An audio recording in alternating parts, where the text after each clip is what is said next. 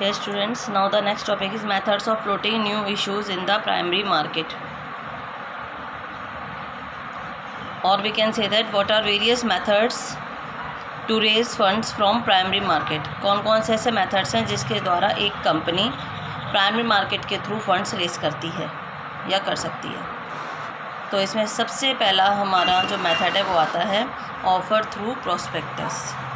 ये एक सबसे ज़्यादा मोस्ट पॉपुलर मेथड है to raise funds from the primary market. It is considered as most popular method, क्योंकि ज़्यादातर जिन जो कंपनियाँ अपने नए शेयर्स को पहली बार इशू करती हैं या नई सिक्योरिटीज़ को इशू करती हैं, तो क्या करती हैं, इनवाइट करती हैं subscription from public through issue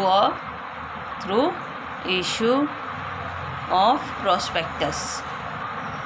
अब प्रोस्पेक्टस होता क्या है? Prospectus is a direct appeal to investor. Prospectus क्या है? डायरेक्ट अपील किससे की जाती है? To investors. इसके लिए कंपनी क्या करती हैं?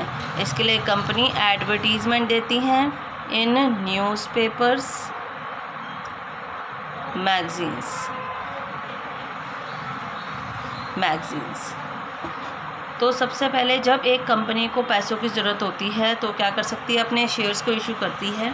तो और वो फर्स्ट मेथड अडॉप्ट कर सकती है बाय इशू ऑफ प्रोस्पेक्टस।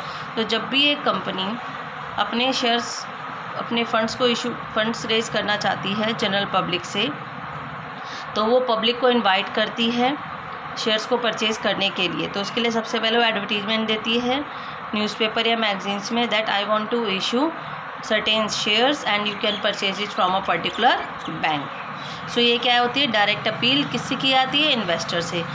और प्रोस्पेक्टस होता क्या है? प्रोस्पेक्टस वो डॉक्यूमेंट है जनरली जो इनवाइट करता है जनरल पब्लिक को to subscribe its shares.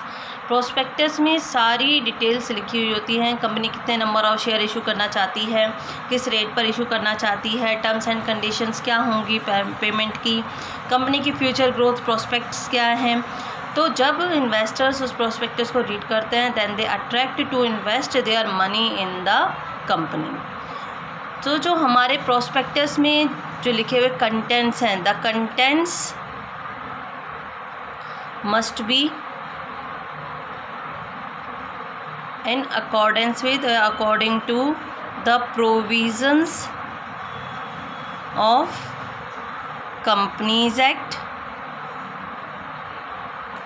Provisions of the companies act and SEBI guidelines. जो भी सेबी की गाइडलाइंस हैं या कंपनीज एक्ट के प्रोविजंस हैं उसके अकॉर्डिंग हमारे प्रोस्पेक्टस में लिखे हुए कंटेंट्स होने चाहिए। और कंपनी जब भी अपने शेयर्स को इशू करना चाहती है, अपनी सिक्योरिटीज़ को इशू करना चाहती है, than the issue must be under return and listed on at least one stock exchange. तो जब भी एक कंपनी अपने शेयर्स को इशू करना चाहती है तो उन्हें सबसे पहले क्या कराना होता है? अपने शेयर्स को लिस्टेड कराना होता है। Securities must be listed on at least one stock exchange. Listed का मतलब क्या होता है? रजिस्टर्ड कराना। जब भी एक कंपनी अपने शेयर को इशू करना चाहती है तो उनके लिए कंपलसरी है स्टॉक एक्सचेंज से अपनी सिक्योरिटीज़ को लिस्टेड कराना या फिर उनको रजिस्टर्ड कराना। बिना लिस्टेड करे एक कंपनी अपने शेयर्स को इशू नहीं कर सकती।